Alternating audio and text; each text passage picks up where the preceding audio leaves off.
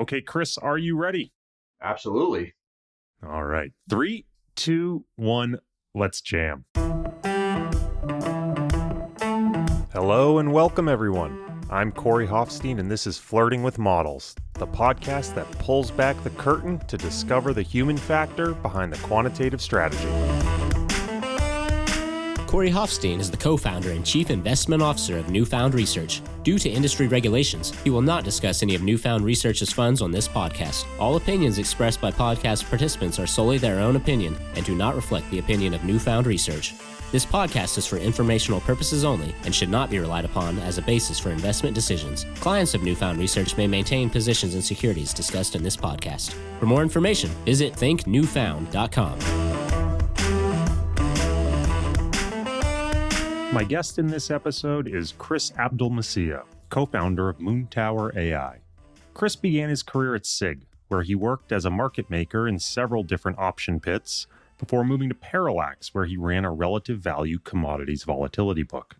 For the last 5 years, Kris has been writing on his blog Party at the Moontower, which is one of my favorite reads for all things probability, payoff space, trading, optionality, and seeing the world through a volatility lens. Kris is a passionate educator, so it should come as no surprise that learning is a key thread throughout this entire episode. Kris discusses how learning is accelerated in the option pits and how we can think about replicating that in electronic space. He discusses what he had to unlearn and relearn in his move from market making to relative value trading, and Kris shares his thoughts about how firm lineage influences how you learn to trade markets. Finally, we discuss Kris's newest venture, Moontower AI, which seeks to provide a volatility lens to opinionated traders to help them better express their bets in option space. There is a lot of experience to unpack in this one. I hope you enjoy my conversation with Kris Abdelmessih. Kris, welcome to the show. Mr. Moontower Meta himself, longtime fan of the blog and the newsletter. I think it might be my most recommended newsletter. I was looking earlier as to how many times I've recommended articles you've written. It's a lot. It's a lot. You are constantly churning out great think pieces on probability and investing, particularly in the option space. So very excited to have you here with me today. Thank you for joining me. It is beyond a privilege to be here. I'm such a fan of you, the way you carry yourself, your honesty, the way you balance being lighthearted but serious. And your writing was massively inspirational to my own writing. And the way you think about trading and investing is just rare and very kindred. You're the smarter version of everything I want to be. And I'm a huge fan of the podcast. It's funny. I almost feel like today is like, hey, we're taking a break from our regular episodes with all these geniuses to bring out a monkey on a unicycle, but I'm just so stoked to be here. So thank you.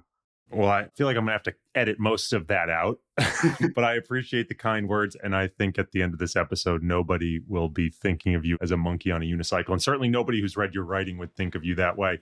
But for those who haven't read your writing, for those who maybe aren't as active on FinTwit, don't know who you are, can you start us off with the background? Because you have had a bit of a trajectory to your career. You've stayed within the vol space, but had a couple different cuts of how you've thought about vol. So maybe we can start at the beginning, your time on the floor, and take us forward to where you are today.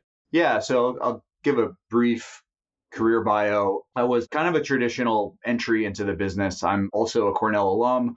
I had an idea that I wanted to go into finance and trading specifically, but I was walking around a career fair, and there was a booth with a guy that had some dice and a deck of cards. And there was nobody at the booth because everybody in their ill-fitting suits was all surrounding the bankers. Everybody wanted to be, I don't know, Frank Quattrone or whatever. It's 1999. And this guy just kind of looked at me wandering around like a lost fawn and said, hey, do you like games? And there was nobody else at the booth. I mean, nobody knew who SIG was.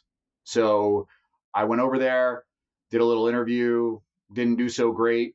And then I asked him, I said, I don't feel like I did very good in this interview, but I like these questions that you asked, man. I like this stuff. What can I do to get better at this? And he recommended a book to me called Getting the Best of It by David Sklansky.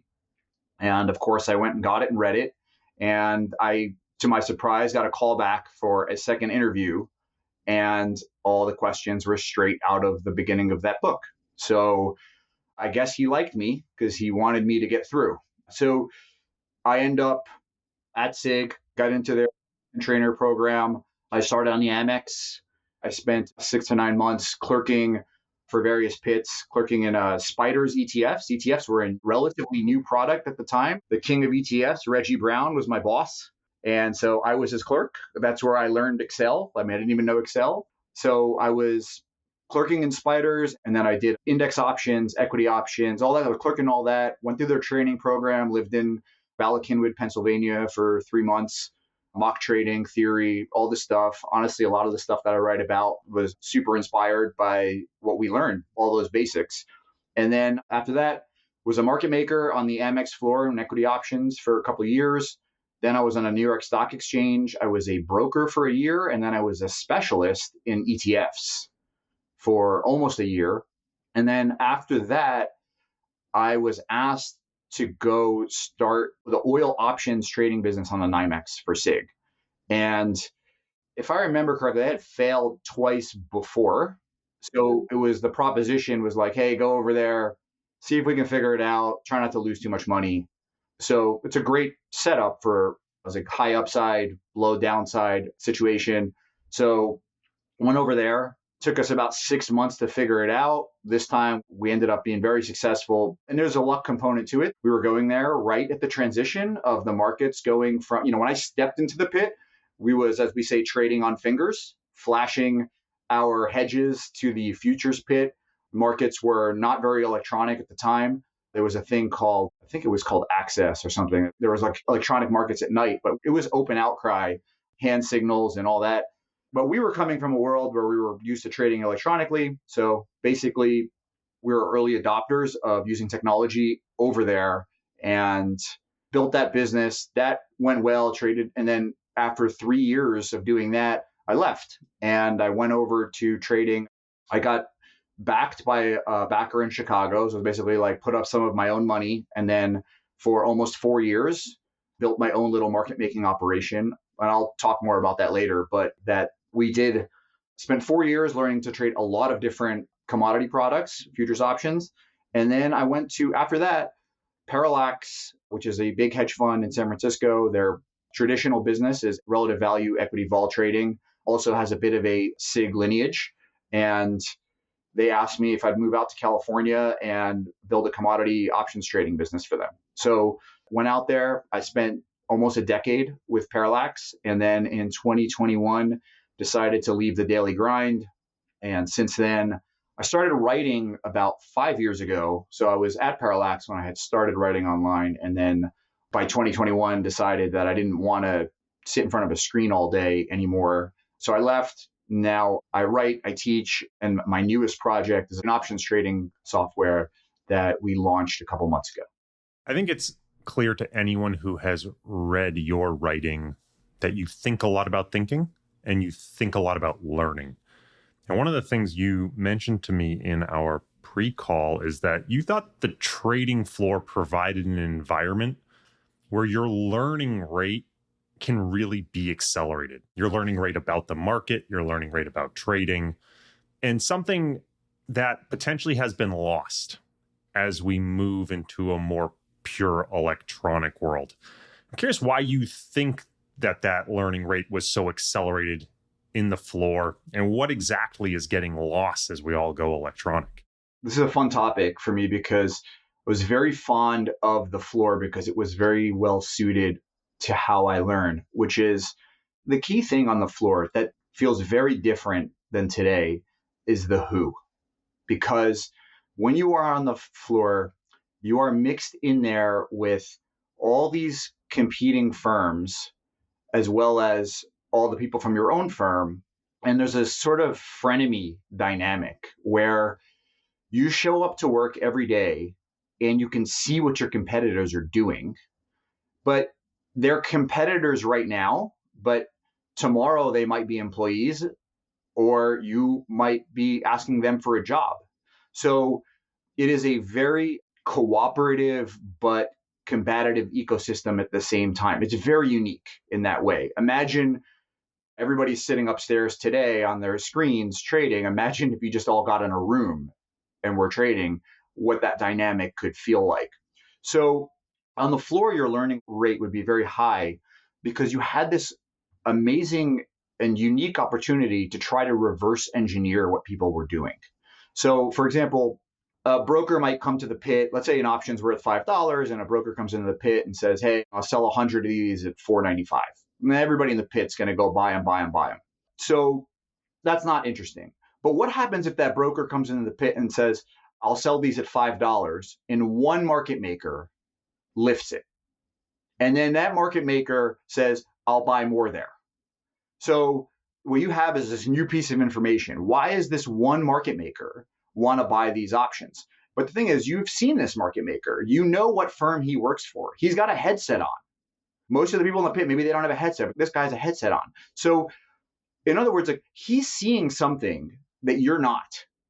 So what'll happen is maybe 3 minutes later, all of a sudden you see that there's all these bids. So what happened is that market maker had an upstairs trader that saw something trade away that knows that vol's higher, but not everybody else got to see that.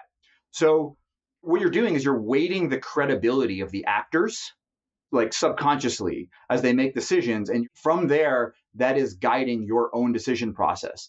So there's other examples of this. Like you might see you watching how people lean markets. So you might think that option's worth $5, but a big market maker who's fast is the first person to yell out, that order gets quoted and that market maker goes $495. That market maker is heavily betting that that order is a seller. So by watching smart market makers or market makers that work for firms that you know see a lot, you can figure out, oh, they must have a good feeling for who this other side is. They're tracking what's going on, and you learn to do that as well. So another example is you're walking by a pit that seems to do no volume. You look it up. There doesn't seem to be a whole lot of options volume in that pit. It's a tumbleweed, but there's a very smart trader standing in that pit. So you're like, there must be money over there. Because why would that firm put a strong trader in that pit if it really was a wasteland? So you can kind of figure out which tables you want to play at just from walking around the floor and paying attention. So there's a large poker aspect to it. And also just the way information flows when you're down there. Something could be ripping much higher. And is it a short squeeze? Is it not? Well, you can talk to brokers, you can talk to other traders. And again, you're weighting everybody's input by how credible you think they are. And that credibility score, that informal credibility score you have, is built up over watching repeated interactions with these people all the time. So super unique environment for learning very quickly. As someone who is super passionate about learning and teaching, how do you think that learning rate can be reclaimed in an electronic era? So first of all, I want to back up for a second and just say that I'm saying that something is lost, but that's because of my own skill set, where I'm a flesh and blood humanoid. I want to see people's eyes. I want to hear how they bid and how they offer. And so for me, something feels like it's lost. That might not be true for everybody. When I think about it, electronic markets offer people ways to disguise their order. You can slice it up. What's happening is you are getting a lot of information from lots of very, very small transactions, and it's big data. So it's almost like the skill set is converged with sort of like big tech doing ad targeting.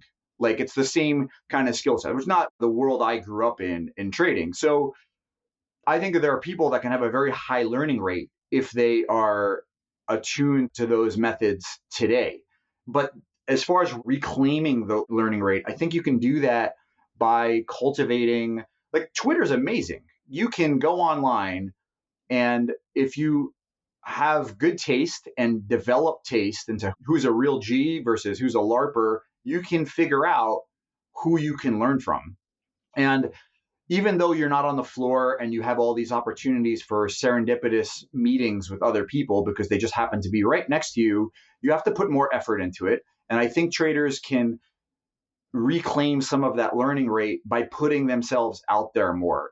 I think it's a good idea to sort of like live outwardly as a trader, more so than the typical trader believes. There's a bit of a lone wolf introversion that does attract people to trading. And I was like that too, to some degree. And over time have sort of like opened up more. And I found that traders, as they've gotten older, have told me the same thing, that by opening up more, it helped them to adapt and learn quicker. So I think that that's the way you reclaim it, is just sort of being a little bit more outward. And it's just always this game of like, you got to give to get, but obviously nobody wants to give information that's super valuable to what they're doing. So there's a bit of a game there, and you got to play that game. But I think that's the way you reclaim that learning rate. After SIG, you moved to Parallax, as you mentioned, where you went from being a market maker to running this relative value book in the commodity space. Can you talk a little bit about the similarities and the differences between market making and running a relative value book?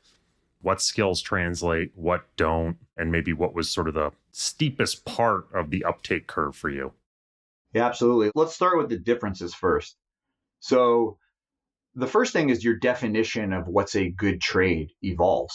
So I remember in training distinctly, one of the teachers at SIG had very succinctly defined a good trade as, if you buy something and it's bid there after you bought it, that's a good trade. And what's native to that statement is that you have a free roll. I bought something. If I don't like it, I get a free look. If I don't like it, I can scratch it by turning around and selling it to the person next to me. Now, that is true if you're fast. So you have to know where you are in the pecking order. You have to be fast. And you also have to be aware of, am I in a situation where I'm going to know that this trade is going to go south before other people do? So if everybody finds out at the same time, well, you're probably out of luck. So you're more of a flipper in this case. So that's what happens as a market maker. But when you're not a market maker, you don't have that speed advantage. You don't have time place advantage like you did on the floor. So you're going to be holding things more for value. So instead of buying something for 20 vol because you think you're going to flip it for 20 and a half vol in an hour, you're buying something for 20 vol because you think that if you hold this over time, it's going to be 24 vol. So that's the first big difference. And that's a lower sharps thing to do, which brings me to the second big difference, which is that you're sliding across the scale versus edge continuum. So when you're a relative value trader, you're no longer just doing arbitrage trades. You have to do scalable trades, trades that you believe there's a risk premium to. You're thinking about what the reason for that is, and you are warehousing risk. In my transition, that was the harder part for me because I'm more of a grinder. My bias is more of an underbetting bias than anything. So I'm steady hands. You're not going to find me in the newspaper having blown up. But the cost of that is that you might be underbetting. And that was hard for me because when you move upstairs to more of a relative value trader, you are always paranoid that I'm missing something. What is a trader ultimately is somebody that manages liquidity. That is the core essence of the job. So if I put this position on, how much can I have on without affecting the price too much? How much can I have on while still being able to exit it at some point? So all of those considerations end up halting basically like how big you're willing to trade. So that was the harder part for me. I had some experience already being with this warehousing mindset because there's a couple reasons. Just a lot of the people that I met on the floor were less market maker types, and they were people that were oriented towards, I'm doing this because this is a value trade. Like if I hold this exposure, I'm going to win to this over time. Or even early on, even like my first or second year trading ever, I remember I was trading Quest Communications, and this was, if you remember, like back in the early 2000s, I was trading AIG, Quest. There was like these accounting scandals, and there was all this like interest. People were buying these CDS on these names. And the CDS, sort of the cap structure ARB people, would go out there and they might sell the CDS, and then they would buy these really way out of the money teeny puts. And I was trading Quest when Quest kind of got into that mix. And the trade I had put on there was I had basically sold a bunch of these way out of the money puts that were just super fat. It was like a 2.5 put trading for like $1.25. And that's just a ridiculous price. And you would just lean super short into it, like overhedge the delta. And Quest would just grind down.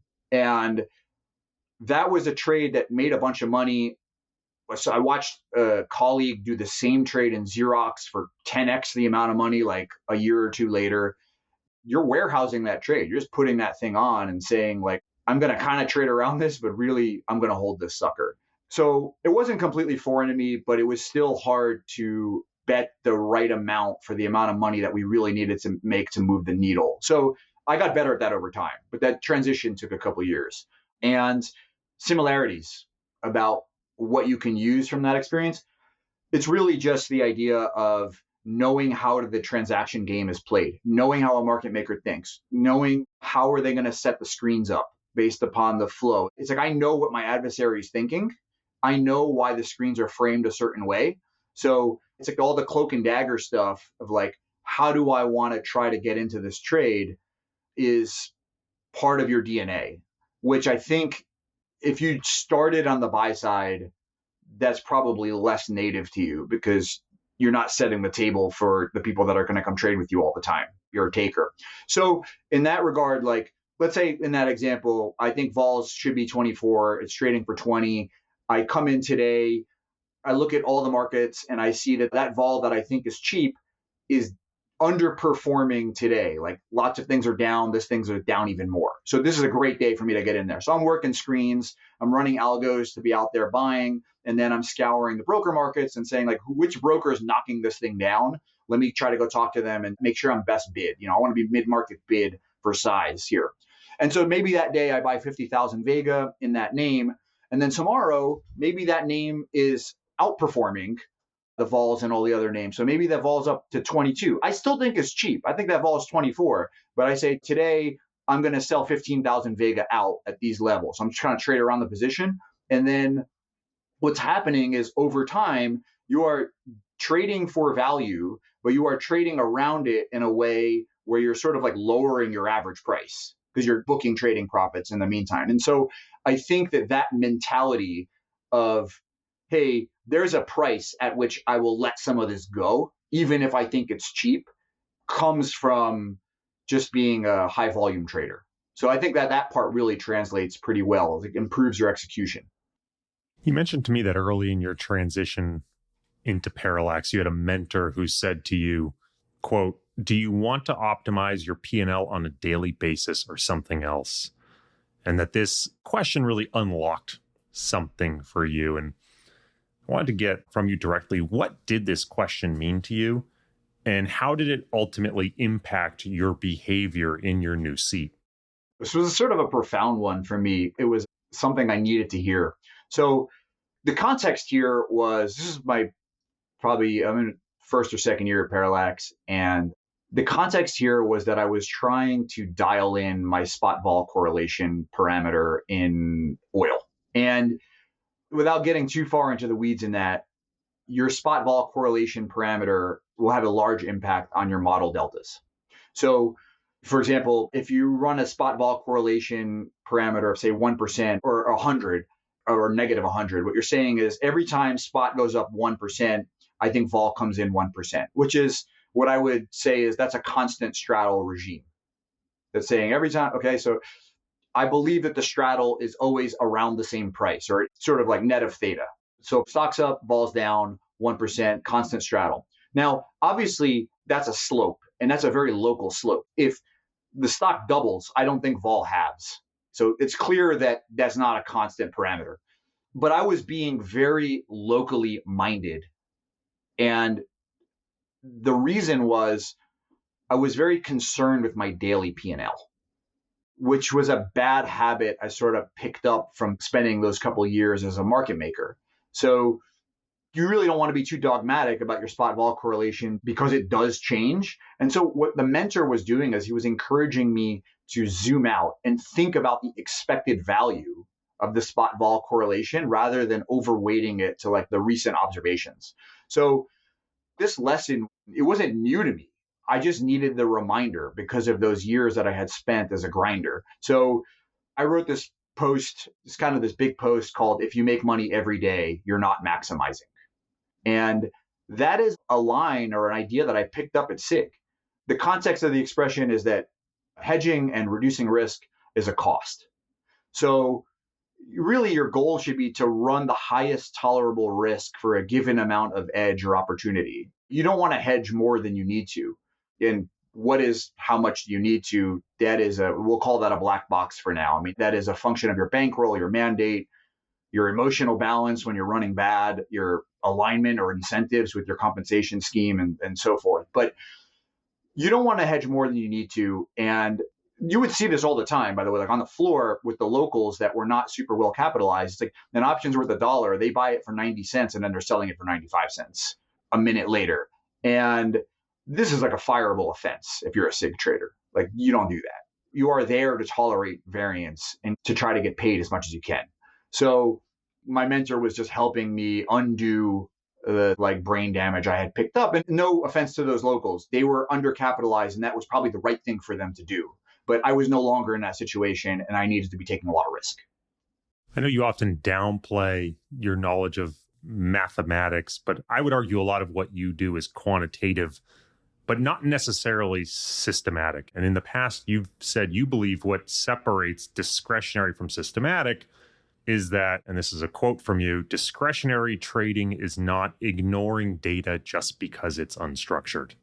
I want to turn over to you. What did you mean by that? And can you give us some ideas of the unstructured data that would influence your view of value? So first of all, in areas where data is highly structured, it's going to be very competitive. So you need to have a lot of self-awareness of where are you in the pecking order always of the way this game is being played. So I think that things are most interesting when they don't have a lot of large data precedents. And that's where discretionary trading will sort of shine. And another way to phrase it is that everybody's in a low info state. So how are you relatively in a low info state? And this was sort of where I think we felt strong.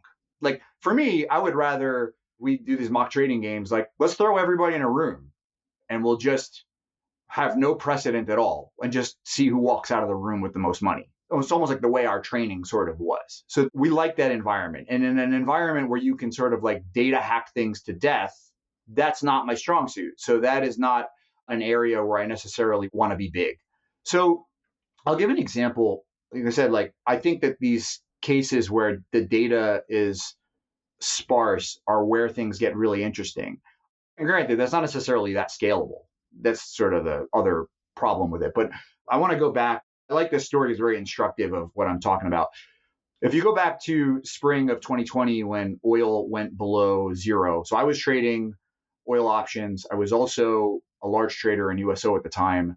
And we basically thought that USO vol was a sale. I mean, the vol was very high, but I didn't think it was a sale because it was optically high. As a matter of fact, I actually bought a bunch of futures options vol at multiples of the highest vol I had ever paid in the past.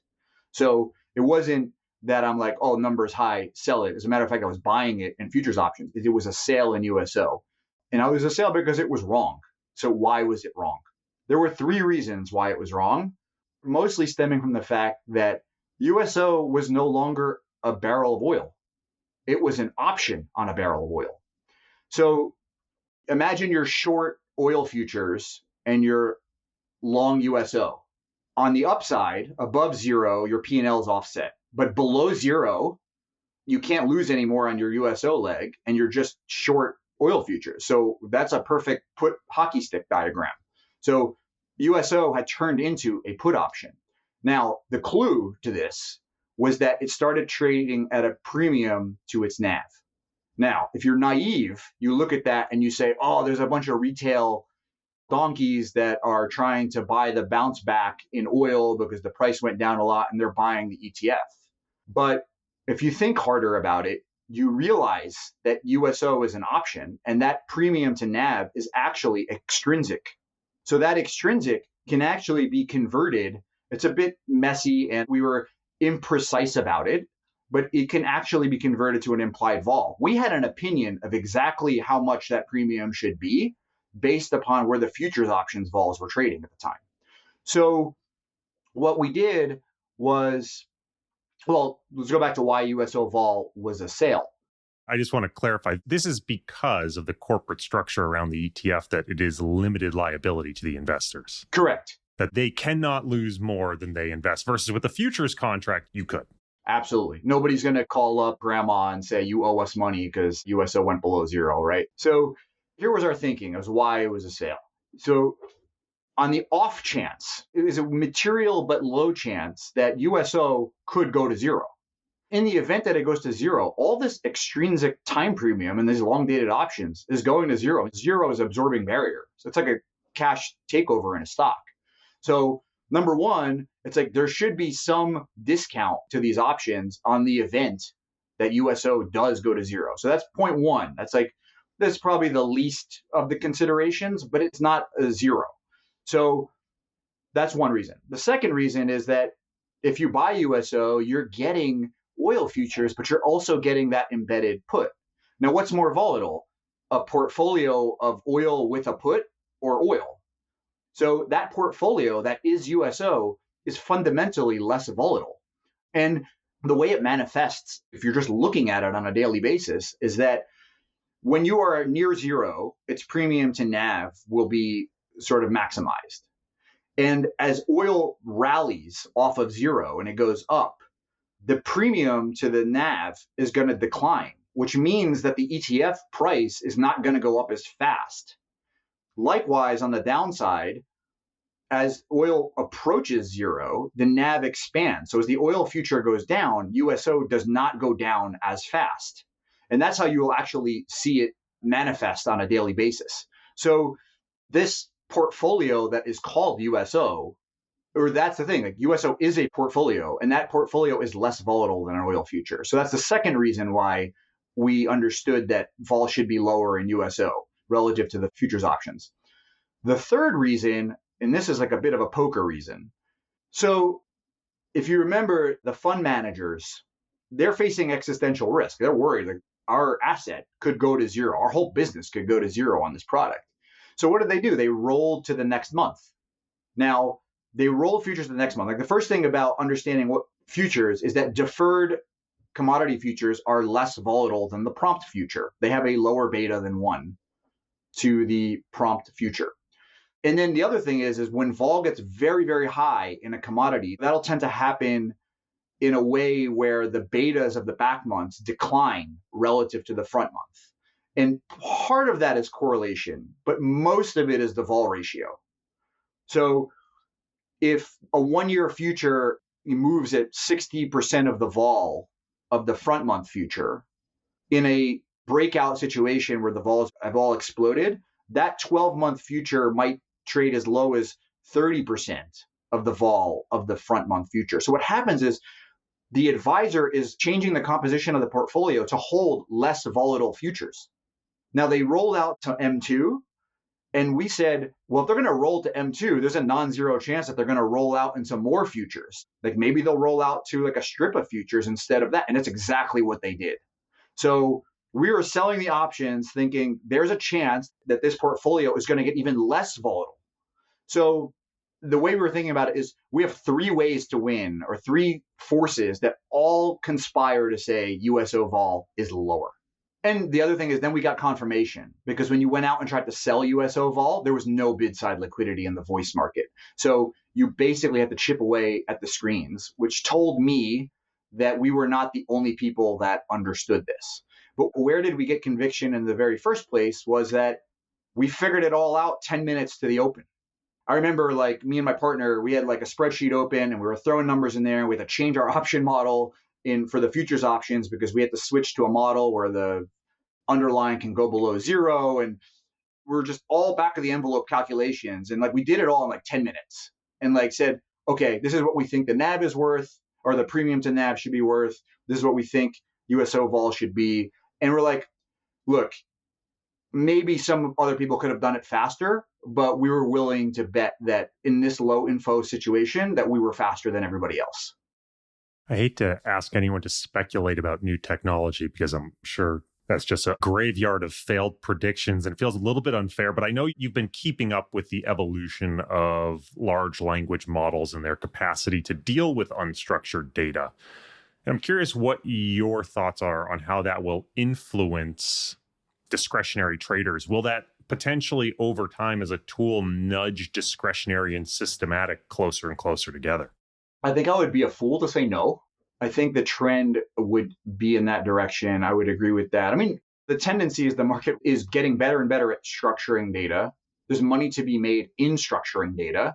There's an incentive there. So I think that that is the trend. Now, I also think that the bottleneck to that is still in the data capture. And some of those problems are really hard. So first of all, let's just think about broker interactions.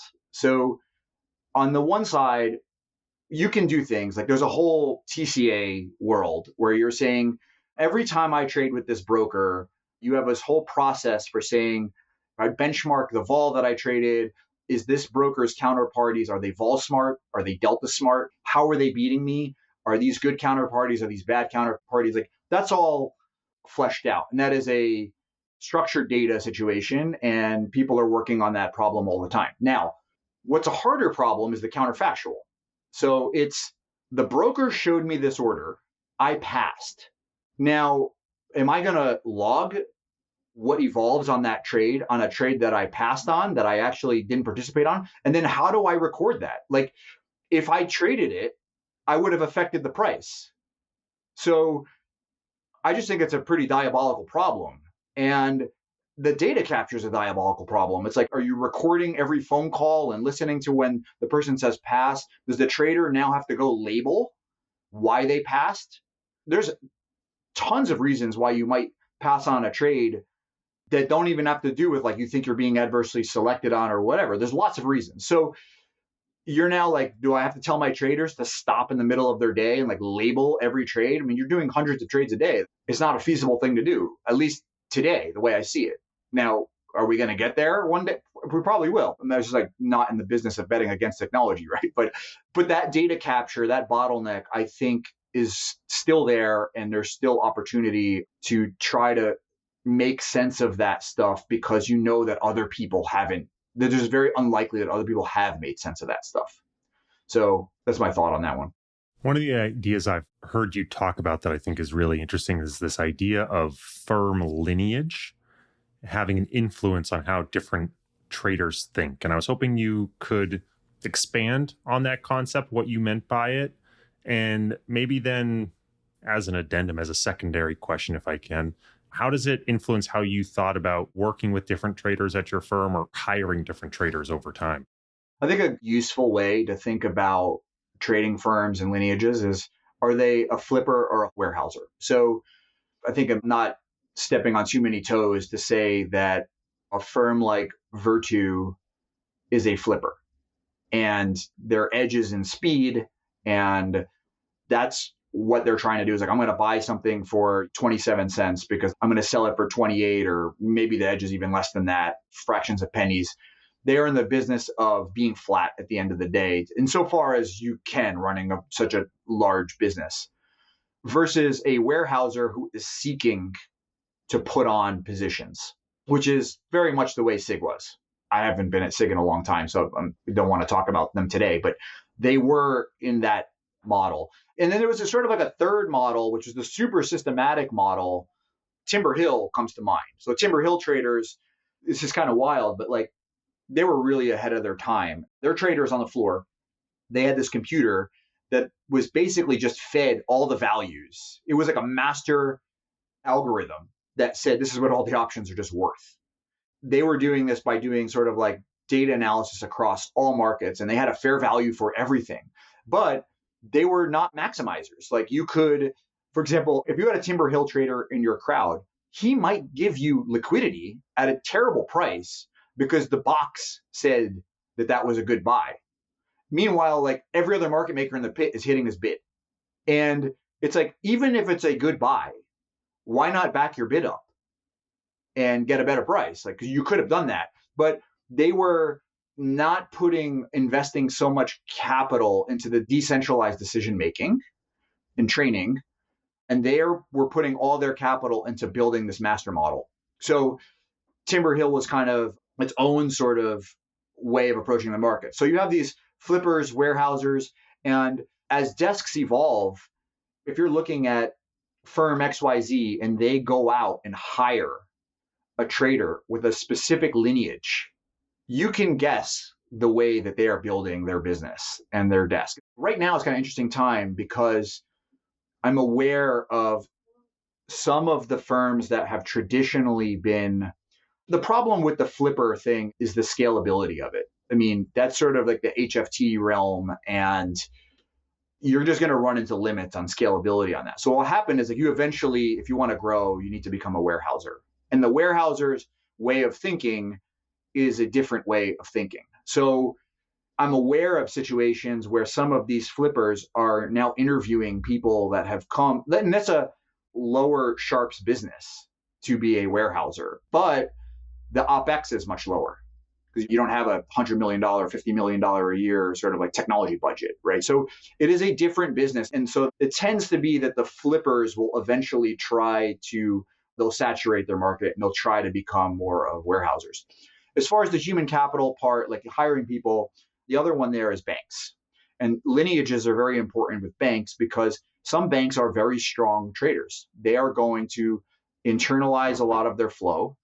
And some banks are very much just in the agency business, and they have a bunch of layoff accounts where their client comes to them and sticks them into 10,000 Facebook calls, and they're going out to the street and farming it out to the vol funds and the other traders and saying, hey, we sold a bunch of these calls. Will you guys sell these back to us at this level? We think it's a good level, but they don't want to warehouse all that risk. And then, like I said, some bank traders are really strong. When you're hiring, there have been times when it's been difficult, like interviewing a bank trader, because some of them have really good client businesses and that masks bad trading habits, or just you ask them like, okay, when you come here, you don't have any clients. So we're going to give you a computer and a phone. You got to make money come out of that thing. Like, how are you going to do that? And they're like, well, I think when this vol gets low, I'm going to buy it. And this vol, it's like, it's a bit naive. It's not going to work. So that muscle isn't that strong for them because it's been covered up by the fact that they've had all this client flow. And this is not a broad statement about bank traders. I'm just saying that I have seen that before. And so it reminds you that the lineage of where somebody comes from is going to dictate how they view edge in the marketplaces. You have published a lot of writing over the last, 5 years now. Congratulations on 5 years, by the way, on your Party at the Moontower blog. A lot of which is focused on evergreen investment and trading concepts. It's one of the reasons I end up recommending it so much to people, is because the articles you wrote 5 years ago are just as relevant and pertinent to the ones you wrote today. But earlier this year, you launched a new project called moontower.ai. What is it? Where did it come from? Yeah. Well, first of all, in a phrase, so my co-founder on it is Emmy Gal, and in a phrase, we launched this software to help users make better option trades. It's that simple.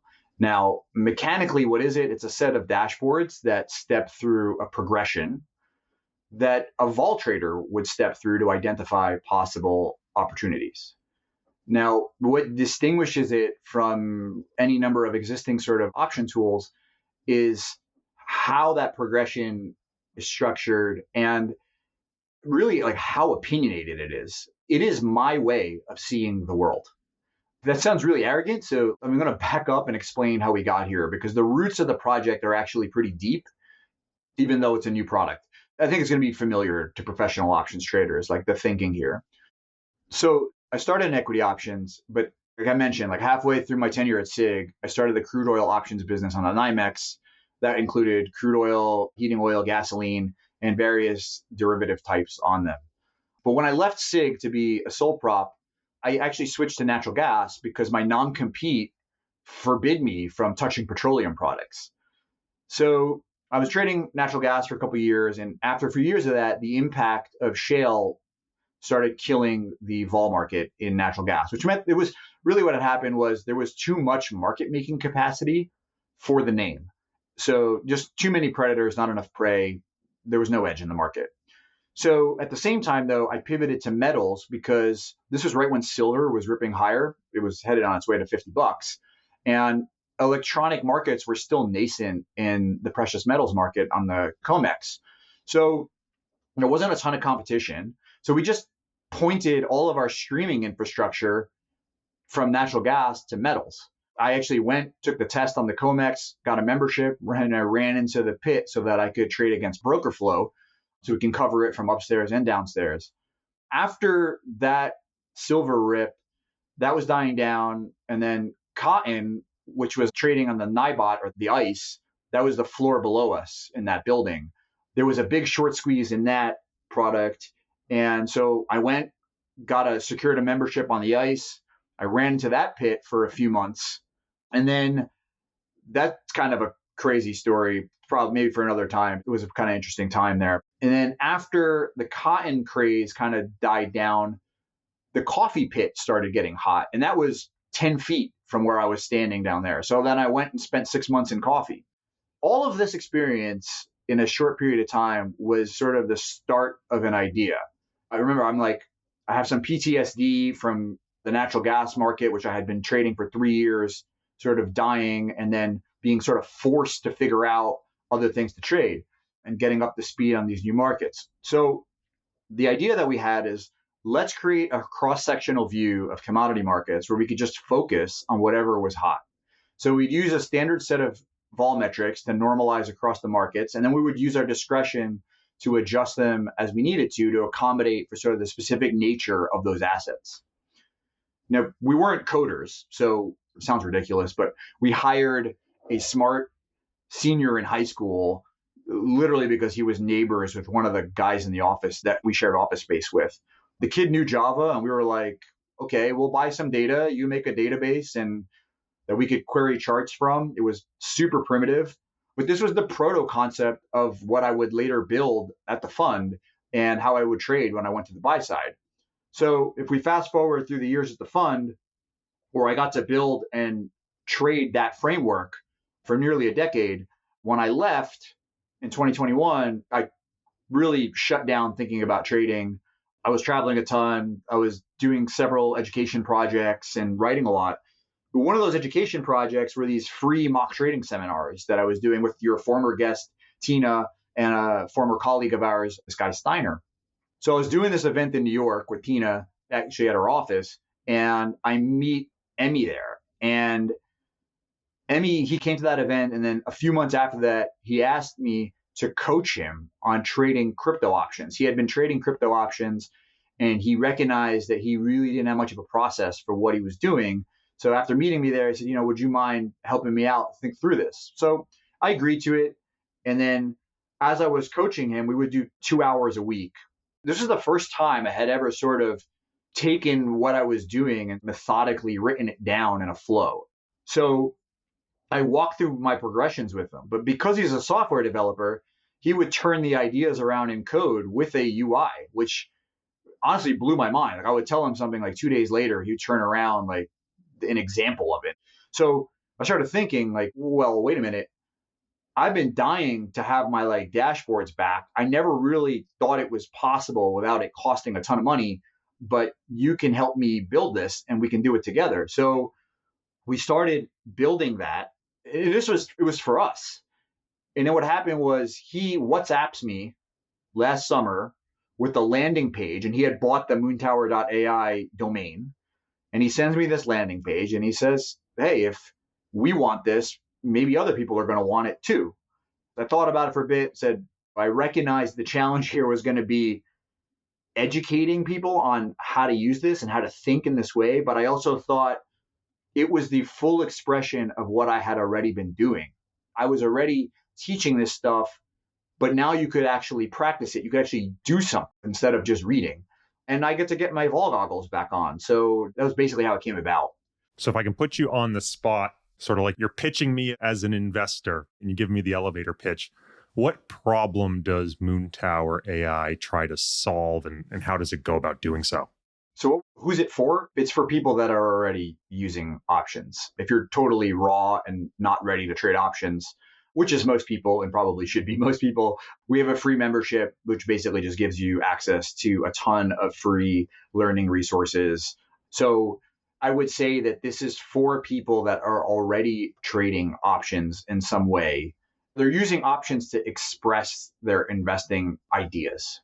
That's a very wide swath. What we're doing here is bringing a vol trader lens to the act of choosing which options to trade and how to manage that.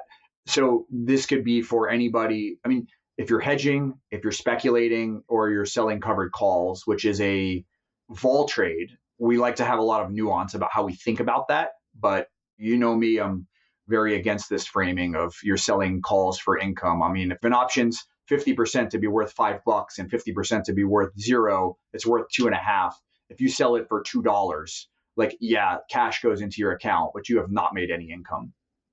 Going back to this core idea, something we sort of danced around this entire episode of knowing where your edge lies. You've said to me that you don't actually believe that anybody, or maybe most people, leave it open in the edge case, can really be an at-home vol trader, that it really is more of an institutionalized process. Why not? Why don't you believe someone can really be a successful at-home vol trader? I'll put some nuance in this. When I say that, I mean it not in the way that I was a vol trader or that what I think of institutional vol trading. And the main reason for that is because you're just trading so many contracts when you are a professional vol trader for small edges. To give you an idea, I was trading the equivalent of 100,000 equity options a day. That's just my book. And your edge is measured in like sort of like the penny ballpark. So over time, I mean, on any one trade, you might think you're getting more edge, but like your realized edge over time after you get adversely selected and all that, it works out to something that looks like a penny per contract. So if you have a retail cost structure, you're just going to get chiseled to death. Like you can't run that business from home. And to be fair, there are a few exceptions to this perhaps, but these are exceptional people. Your former guest, Darren, is one of them. He's carved out a niche, but he's just more special than probably most people that were actually professional vol traders. So like, I don't think that you want to extrapolate from the experience of somebody like Darren.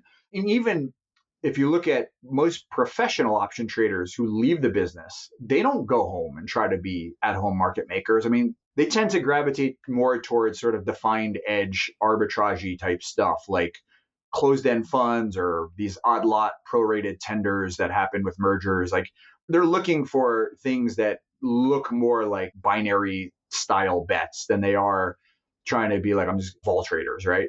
I can actually give a specific example of like a retail disadvantage. So if they're trying to be like a real vol trader, if you imagine buying a 1 year at the money call option, and then your plan is I'm going to delta hedge this thing. Well, let's say the stock is slightly hard to borrow. And let's say 1 year interest rates are 5%. So let's say your long rate is 6%, like you got to pay 6% to fund, and your short rate is 0. You get no rebate back. Okay. So you have a 600 basis point wide funding spread.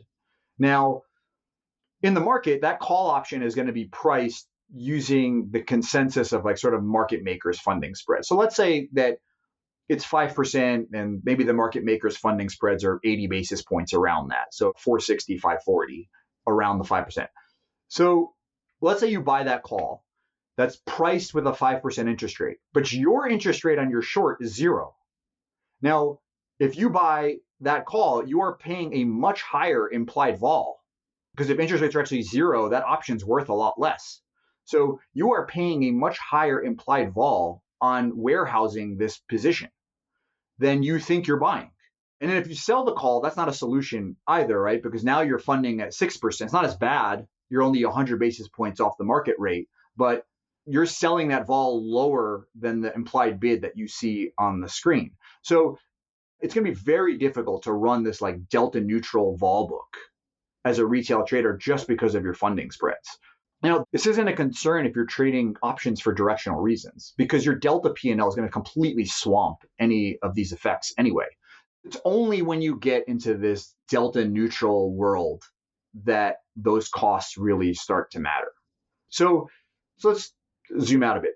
Realistically speaking, for vol traders, the vol metrics themselves are the thesis for the trade. This is a tiny corner of the investment landscape. It's like 100 brain damaged people that are like approaching markets this way. Most people have a directional view or a target allocation that they're actually trading for. They're actually managing some assets. They're investing.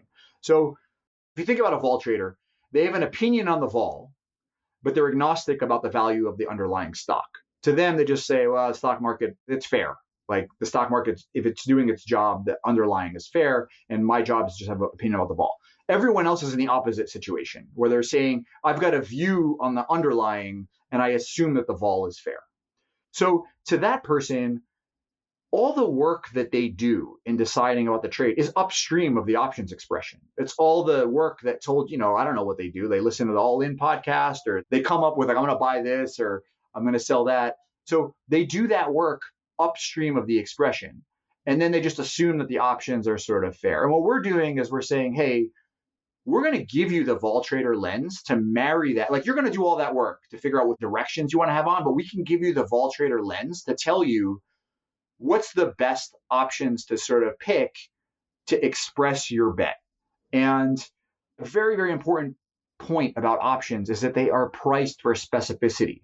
They have expirations. They're like little parlays. You're highly levered to being right or wrong. So in a sense, they're sort of unforgiving, and they make you be very rigorous about what it is you are actually saying. You're not just bullish. You're bullish with constraint. You're saying, like, I think that this is going to happen because of this at this time. So the act of using an option is actually very useful because it forces this discipline on your thinking. I think this is one of the most beautiful things about options is that it's this amazing mind bicycle thing where you're like, I can get better at trading because I'm forced to have to make these choices. So do you want to buy one call or do you want to buy 5 further out of the money call spreads? To parse a decision like that, you need to first recognize that you have so many ways to express the bet. And that knowledge forces you to tighten up your thinking. So you basically have a buffet of tools, and you can surgically decide what you want your risk in your portfolio to look like. But we are trying to help you understand options so you can make those decisions and pick which tool is the right one for you. In short, we can help you have a vol opinion to go with your stock opinion so that you can express the bet in the way that aligns with your thesis. And I don't think any of that requires you to have to be a quote unquote vol trader. You started to allude to it a little bit in your last answer, but I was hoping maybe you could walk me through an example or a couple of examples where someone might have an opinion, yet they shouldn't be trading volatility explicitly, but a volatility lens could still be helpful in letting them express that opinion more efficiently. Yeah, let's step through an example. So first of all, like the software's progression, what it's doing abstractly is it's just compressing the decision space by recognizing that there are really 4 main dimensions that we care about. There are straddles, which represent the relationship between the implied vol and the realized vol. There are vertical spreads, which represent the skew. There is a strangle, which is concerned with the tails. And then there's the time spread, which is concerned with the term structure or the forward vol. So there's all these strikes and all these products, but at the end of the day, there's really like these 4 dimensions that we care about. So let's just take an example like today. Markets are near their all-time highs. You might be feeling cautious. Maybe you want to rebalance out of some of your length. So you have a lot of ways you could express this. You could sell the stock. You could buy puts. You could sell calls. You could sell the stock and buy calls. So there's a lot of ways that you can sort of express this idea of I'm cautious and I want to cut. So our progression starts by answering the question, are the near or far dated options low or high for a given vol level? For example, right now the IVs might be low, but the term structures can be steep, which is sort of expected. So it's almost not meaningful to say that. Like when S&P vol is 8, you expect the 1-year vol to be much higher than 8 because this mean reversion is expected, right? So what we do is by throwing all these assets onto a cross-sectional diagram, we can say, how does the vol term structure look benchmarked to some very liquid assets? So let's say right now you are overweight tech and you want to take some money off the table. So you look and you find that XLK vol is low, but while SPY term structure is ascending and steep, maybe XLK vol term structure is relatively flat compared to SPY. So when you look at that, you say, okay, interesting. Maybe I want to buy puts, long dated puts on XLK here. Now we'll hold that thought for a second. That's the first thing is we said, okay, long versus short, I like the long dated better. And I like buying because the vols are low. Fine.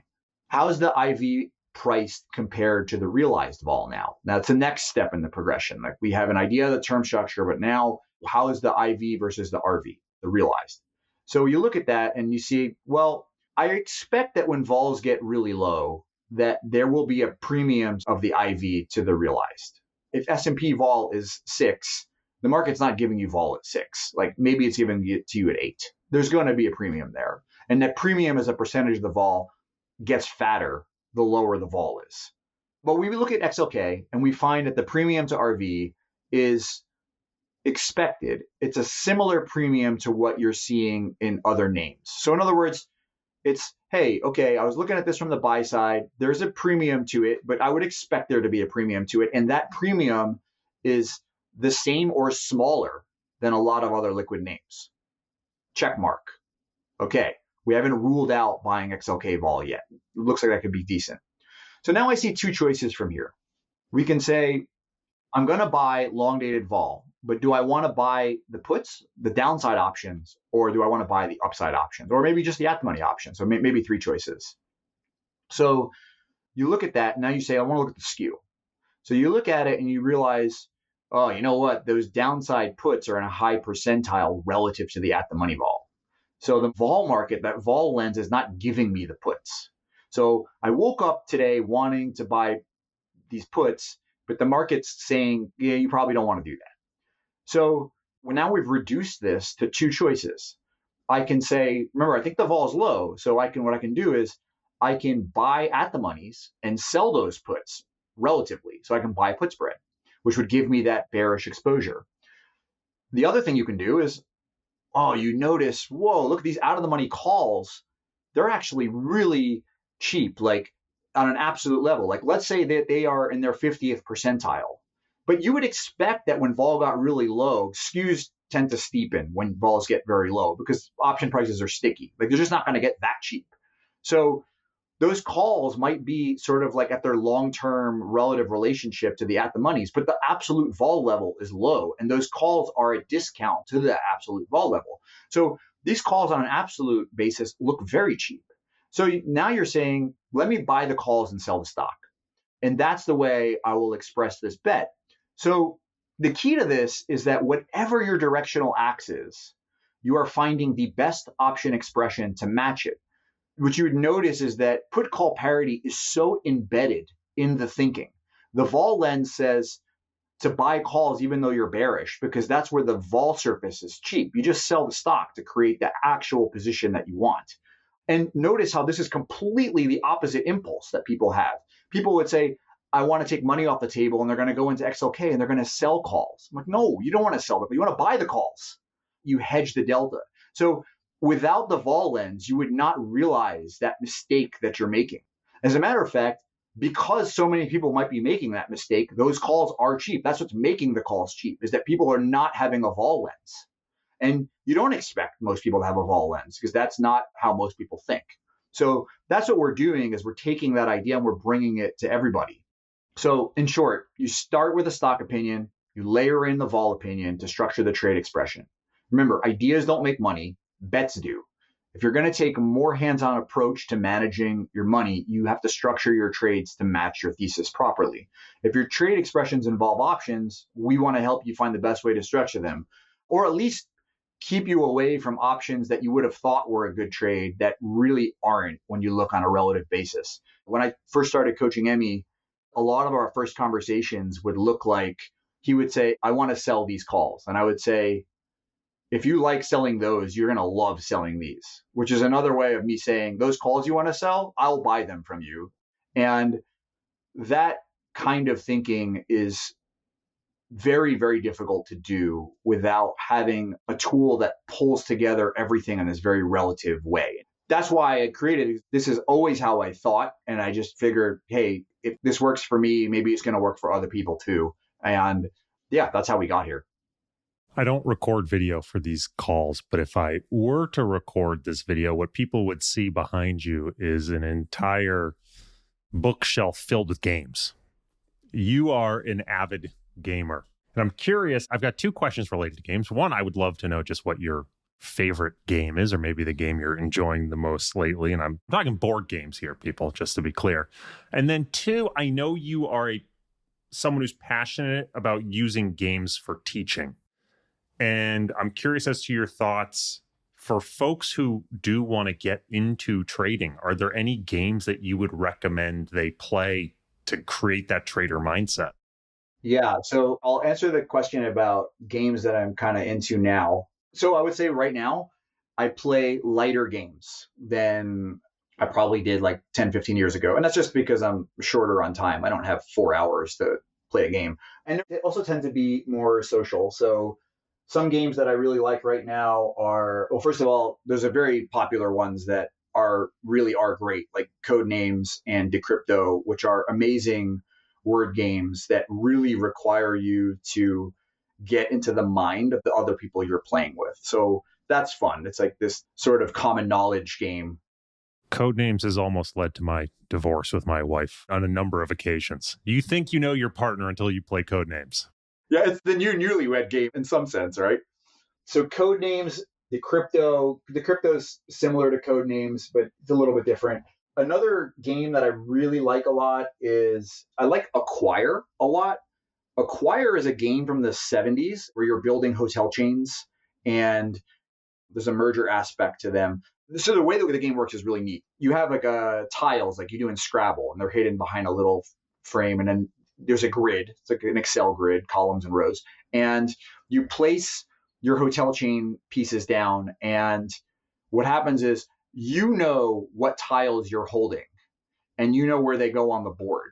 So what happens when you place a tile, you can name that a hotel and be like, this is a hotel that I'm the primary owner of. And then people, they can buy shares in your hotel. But what you'll do is because you have this private knowledge of like what tiles you have, you can buy up the shares of the hotel that you have the tiles that will adjoin on the board. So you start buying up those shares and then you place those tiles down. So of course, everybody's looking at like what shares are other people buying. So it's this really cool market simulation. And then when two chains kind of hit each other on the board, the larger chain acquires the lower chain, and then there's a payout bonus for that. And it's like interesting is this tender process where you can say, oh, I own these shares in the acquisition company, but I can choose not to tender them because in the event that a later chain gets built, and that's because there's a limited number of chains, they get recycled. So if the Imperial Hotel opens again, I'm going to own shares in that one. And the thing is with that game is you can play it with 8-year-olds. Like it sounds kind of crazy, but it's really simple. And it's really stood the test of time. It's over 50 years old. So I highly recommend Acquire. So that's one we like to play a lot. And then another one is Captain Sonar, which is, I won't really go into the description of that one. You should watch a YouTube video about it. But it is everything Battleship ever wanted to be is what this game is. It's absolutely amazing. It's frantic, wild communication and deduction. And it's a 4-on-4 game. So Captain Sonar, that's my other plug for today. On using games for learning, poker is the classic one. It's a game of sort of incomplete information. That's kind of classic, but it can be a drag also. So if you want something like lighter type of games, I actually like engine builder games. So what an engine builder game is like, you kind of have a deck of cards, and what you're doing is you're acquiring new cards. So the scarce resource in an engine builder is turns. It's how many moves you get. So in order to create a new resource, you want to have as few moves as you need to get that resource so that you can be very efficient on your turn. So you're building these decks where you're trying to find these synergies. And what's cool about it is the feeling of compounding and the feeling of what I would describe as option Greeks is very strong in those games, because the way you're thinking is like, okay, if I buy this card and I put this to my hand, it's going to lower, like my hand's delta to having this card in here is changing by this much as I add it. And you don't have to think in those terms, but it organically emerges. And it's a very satisfying sort of feeling. In a lot of ways, these things kind of feel like trading to me in a way. So engine builders, and the one that I'm playing these days with the kids like a lot too, is called Fantastic Factories. And you're just building a tableau of factories. Awesome. And the last question I am asking everyone this season is, what are you most passionate about today? It could be a book, it could be a show, it could be a topic, it could be a game. What's really caught your attention? What are you most passionate about? I'm going to give a completely silly answer to this. It's the comedian Nate Bargatze. He is a completely clean comedian. He's like a year younger than me. And I just discovered him. I've watched every single thing he's done on YouTube. And my kids are 8 and my eldest will be 11 on Saturday. And it's ridiculous. We just quote lines from it. Like the kids watch it with me because it's clean. And like we just quote lines from it. Like we answer each other in like Nate Bargatze lines from his stand-up. And that is a really fun thing. Like you don't foresee that when you have kids that you've actually like created your friends. If I had to give a serious answer to the question, it's very much all of this stuff with Moontower AI is really new to me. It's building, it's selling, it's trying to figure out the educating people on how to use it. That's not totally foreign to me, but the sort of form factor is. And there's just so much I need to get better at. And so I love being a beginner at this.